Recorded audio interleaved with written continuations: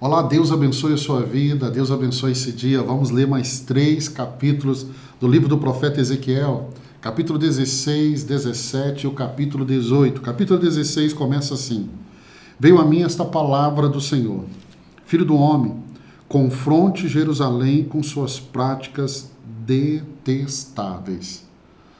O propósito do capítulo 16, o propósito é retratar a infidelidade de Jerusalém. E ela é retratada através de uma parábola, descrevendo a cidade como uma esposa infiel que traiu o amor e os cuidados de Deus. Então, Ezequiel 16 é um capítulo longo e detalhado de uma imagem de uma esposa infiel para representar a história de Jerusalém. É muito interessante que em vários momentos Deus chama Jerusalém como sua esposa. Eu já te falei, em vários momentos Jerusalém é comparada a uma mulher. Agora, de uma forma que fica ainda mais evidente o pecado dessa nação, dessa cidade, Deus a compara com uma mulher adúltera, uma mulher infiel. Né? E aí o que vamos ver? Que ela abandonou o Senhor, abandonou o amor, o cuidado de Deus. Apesar de toda a bondade, apesar de todos os benefícios que Deus a entregou, ela deixou o Senhor para caminhar na adoração a outros ídolos. E aí nós vamos ver que Deus aqui, Ele cuidou dessa cidade, Deus a adornou com beleza, vestes finas e joias e fez dela sua esposa. Verso 7, ao verso 14, isso fica tão claro. E aí, no entanto, nós vamos ver que, apesar de todo o cuidado, Jerusalém se desviou desse relacionamento, tornando-se infiel e prostituindo-se com outros deuses e nações. Verso 15 até o verso 22. E aí, Deus aqui, mas ela oferece os dons de Deus, o que Deus entregou a ela, ou seja, Jerusalém, o que Deus entregou a ela, ela oferece aos ídolos e pratica abominações, atraindo sim a ira divina. Então Deus abençoa e o que Deus coloca na vida dela, abençoando, ela entrega aos ídolos. Deus então declara que a punição dessa nação de Jerusalém será severa comparada às suas irmãs. Ou seja, Sodoma,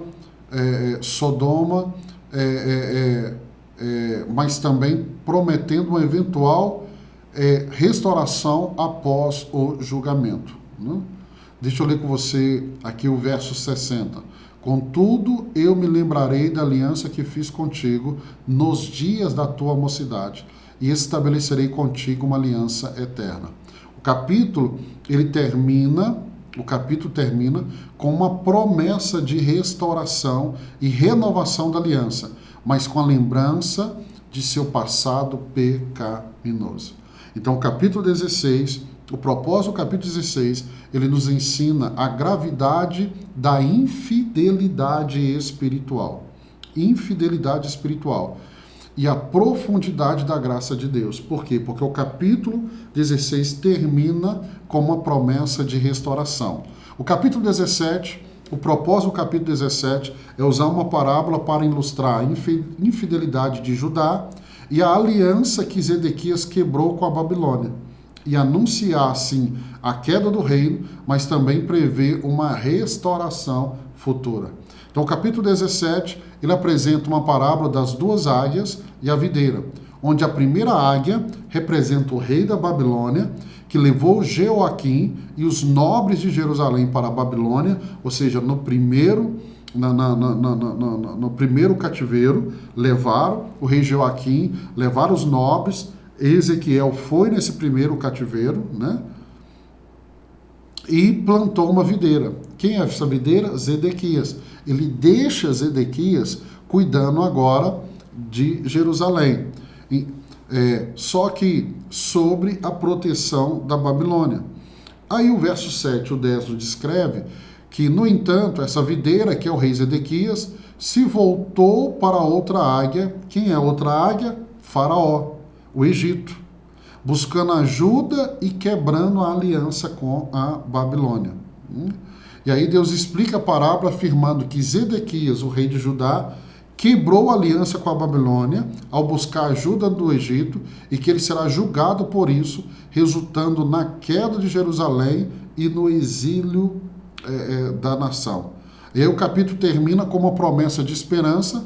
Deus tornará um raminho da copa do alto cedro e o plantará em Israel, onde se tornará uma árvore majestosa, simbolizando a restauração messiânica futura.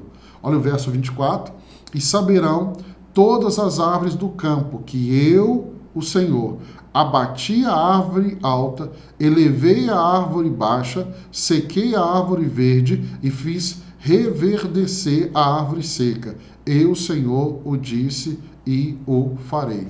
Deixa eu te lembrar da promessa de Isaías 11:1, que diz assim: do tronco de Jessé sairá um rebento, e de suas raízes um renovo frutificará. Ou seja, essa mensagem messiânica aqui de Ezequiel 17, ela já foi apontada também em Isaías e em outros profetas.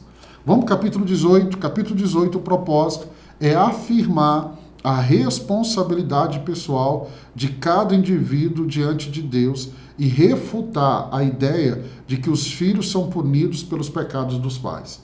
Então, o capítulo 18 é uma resposta direta a uma queixa do povo de que Deus era injusto. E por que eles estavam dizendo que Deus era injusto? Porque eles estavam dizendo que Deus estava punindo os filhos pelos pecados dos pais, como sugerido no ditado popular. Qual que era o ditado popular? Os pais comeram uvas verdes e o dente dos filhos se embotaram. Só que aí o verso 3 e 4 do capítulo 18, verso 3 e 4, capítulo 18, verso 3 e 4. Juro pela minha vida, palavra do soberano, o Senhor, que vocês não citarão mais este provérbio de Israel, pois todos me pertencem, tanto o pai como o filho me pertence. Aquele que pecar é que morrerá. Então eles estão dizendo assim, não, nós não somos culpados, quem pecou foi os nossos pais. Deus está dizendo, não, seus pais pecaram, mas vocês também pecaram. Vocês andaram no caminho dos seus pais. Aí o capítulo ilustra aqui 3 exemplos. Um homem justo que vive em retidão, seu filho que vive em pecado, e o filho deste último que se arrepende e vive justamente. E aí Deus declara que o justo viverá e o pecador morrerá. A justiça ou a injustiça de uma pessoa não será transferida a outra. Então aí o capítulo conclui com um forte apelo ao arrependimento, onde Deus expressa seu desejo de que todos se voltem para ele e vivam. O próprio profeta Ezequiel já nos relatou naquela ilustração onde Deus manda marcar todos aqueles que são fiéis. Então, ou seja, o pecado do meu pai pode trazer consequências sim para a minha vida.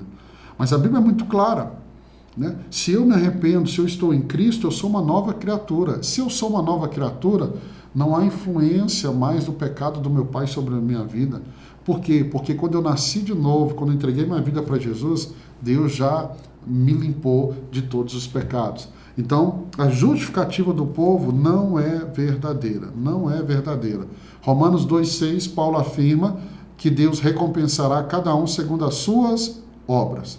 Então, o capítulo 18, ele nos mostra, né, a justiça e a misericórdia de Deus, que julga cada pessoa individualmente e chama todos ao arrependimento. Então, pai, você precisa se arrepender. Filho, você precisa se arrepender. É isso que o capítulo 18 está nos ensinando. Quero abençoar a sua vida. Deus te abençoe. E amanhã, se Deus permitir, nós vamos estar aqui para mais 3 capítulos do livro do profeta Ezequiel. Deus te abençoe.